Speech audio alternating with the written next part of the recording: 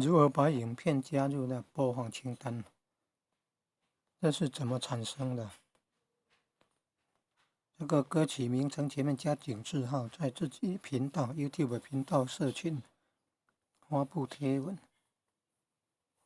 然后有超连接功能，点按进来。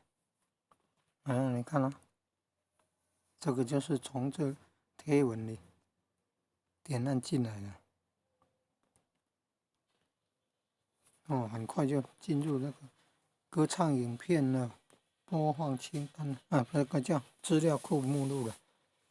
歌曲影片资料库目录，要选那个影片时间短的长的那个是什么综艺节目短的才是歌唱。